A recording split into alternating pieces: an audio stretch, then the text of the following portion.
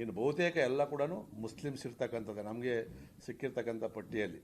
So ಇವತ್ತು ಕೂಡ ನಾವು ಕೆಲವು ರೆಕಮೆಂಡೇಷನ್ಗಳನ್ನು ಈಗ ನಮ್ಮ ಅಧ್ಯಕ್ಷರು ಕೊಟ್ಟಿದ್ದೀವಿ. ರೆಕಮೆಂಡೇಷನ್ ಮಾಡಿರ್ತಕ್ಕಂಥದ್ದು ಇವತ್ತು ರಾಜ್ಯ ಸರ್ಕಾರ ತುರ್ತಾಗಿ ಬೆಂಗಳೂರಲ್ಲಿ ಯಾರ್ಯಾರು ಈ ಥರ ಹೊಸದಾಗಿ ಗುಡಿಸಲುಗಳು ಸರ್ಕಾರಿ ಜಾಗದಲ್ಲಿ ಬಂಡಿಗಳನ್ನು ಹಾಕ್ಕೊಂಡವ್ರೆ, ಮತ್ತು ಬೇರೆ ಬೇರೆ ಕಡೆ ಈಗ ಯಾರು ಈ ರ್ಯಾಕ್ ಪಿಕ್ಕರ್ಸ್ ಅವರಲ್ಲ ಚಿಂದಿಯಾಯಿ ಅಂತವ್ರು, 195% ಎಲ್ಲ ರೋಹಿಂಗ್ಯಾದವ್ರು.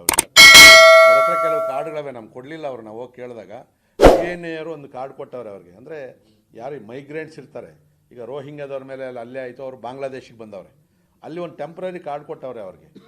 ಆ ಕಾರ್ಡ್ಗಳನ್ನ ಇಟ್ಕೊಂಡೇ ನಮ್ಮ ದೇಶದೊಳಗಡೆ ಬಂದವ್ರೆ ಅವರು. ಬಾರ್ಡ್ರ್ ಹೆಂಗೆ ದಾಟಿದ್ರು ಏನು ಮಾಡಿದ್ರು ಅವ್ರು ಹೇಳ್ತಾರೆ, ಕಾಸು ಕೊಟ್ವಿ ಬಂದ್ವಿ. ಅಲ್ಲೊಂದು ದೊಡ್ಡ ತಂಡನೇ ಐತೆ ಕಳಿಸೋದಕ್ಕೆ ಮತ್ತು ರಿಸೀವ್ ಮಾಡೋದಕ್ಕೆ. ಬಾಂಗ್ಲಾದೇಶದಲ್ಲಿ ರಿಸೀವ್ ಮಾಡೋದು, ಅಲ್ಲಿಂದ ವೆಸ್ಟ್ ಬೆಂಗಾಲವ್ರು ರಿಸೀವ್ ಮಾಡೋದು, ಬಾಂಗ್ಲಾದವ್ರು ಕಳಿಸೋದು. ಅವ್ರು ಹೇಳಿರ್ತಕ್ಕಂಥದ್ದೇ.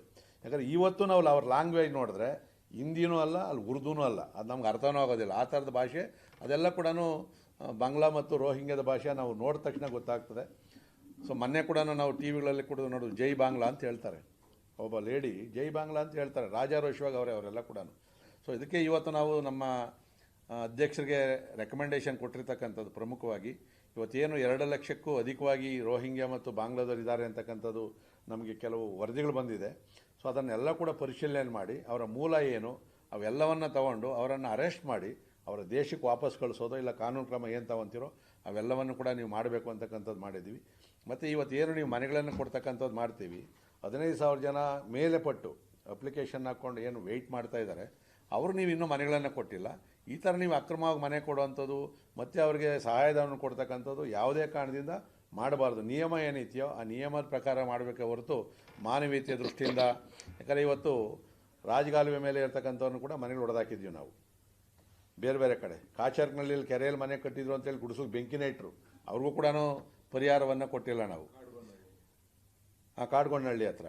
ಅದಾದಮೇಲೆ ಕೆಲವರು ಸರ್ಕಾರಿ ಜಾಗದಲ್ಲಿ 94cc ಅಪ್ಲಿಕೇಶನ್ ಹಾಕ್ಕೊಂಡ್ರು ಕೂಡ ಸರ್ಕಾರ ಅವ್ರು ಕೊಡಲಿಲ್ಲ, ಅವರನ್ನು ತೆರವು ಮಾಡಿದ್ದೀರಿ ನೀವೆಲ್ಲ ಕೂಡ. ಕೆರೆ ಅಂಗಳದಲ್ಲಿ ಇರ್ತಕ್ಕಂಥವ್ರನ್ನ ತೆರವು ಮಾಡಿದ್ದೀರಿ. ಅವರು ಎಲ್ಲ ನಮ್ಮ ಕನ್ನಡಿಗರೇ, ಇಲ್ಲಿರ್ತಕ್ಕಂಥವ್ರೆ. ಯಾರು ನಮ್ಮ ಗುಲ್ಬರ್ಗ ಆ ಕಡೆಯಿಂದ ಬಂದು ಇಲ್ಲಿ ಕೂಲಿ ನಾಲಿ ಮಾಡ್ಕೊಂಡು ಅವರೆಲ್ಲ ಇದ್ದಂಥವ್ರು. ಅವ್ರಿಗೆ ನೀವೇನು ಪರಿಹಾರ ಕೊಡದೆ ಹೊರದೇಶದವ್ರಿಗೆ ನೀವು ಈ ಥರ ಕುಮ್ಮಕ್ಕು ಕೊಡ್ತಕ್ಕಂಥದ್ದು ಯಾವುದೇ ಕಾರಣದಿಂದ ಭಾರತೀಯ ಜನತಾ ಪಾರ್ಟಿ ಒಪ್ಪೋದಿಲ್ಲ. ಮತ್ತು ಅವ್ರನ್ನೆಲ್ಲನೂ ಕೂಡ ತಕ್ಷಣ ಪರಿಶೀಲನೆ ಮಾಡಿ ಪೊಲೀಸ್ ಇಲಾಖೆ ಸಮರ್ಥವಾಗಿ ಐತೆ. 2023ರಲ್ಲಿ ಇದೇ ನಾನು ಏನು ಹೇಳಿದೆ, ಬೆಳ್ಳಳ್ಳಿಯಲ್ಲಿ ಈಗಿನ RC ರೀಜನಲ್ ಕಮಿಷನರ್ ಏನವ್ರೆ ಅವರೇ ಎನ್ಕ್ವೈರಿ ಮಾಡವ್ರೆ, ಇವರೆಲ್ಲ ರೋಹಿಂಗ್ಯಾದವರು, ಇವ್ರನ್ನೆಲ್ಲ ಕೂಡ ತನಿಖೆ ಮಾಡಿ ಹೊರಗಡೆಗೆ ಹಾಕಬೇಕು ಅಂತೇಳಿ. ಅದೇ RCನ ಈಗಲೂ ಕೂಡ ಇರ್ತಕ್ಕಂಥದ್ದು.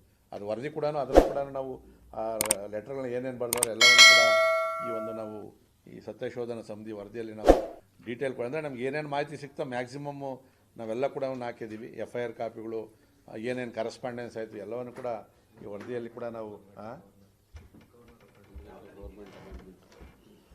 ಈಗ ಒಂದು ರಾಜ್ಯ ಸರ್ಕಾರನೇ ಮಾಡಲಿ, ಅಕಸ್ಮಾತ್ ನಿಮ್ಮ ಕೈಲಿ ಆಗೋದಿಲ್ಲ, ಇದು ಅಂತಾರಾಷ್ಟ್ರೀಯ ಮಟ್ಟದಾಯಿತು ಅಂತಂದರೆ ನಮಗೆ NIA ಕೊಡಲಿ ಅಂತೇಳಿ.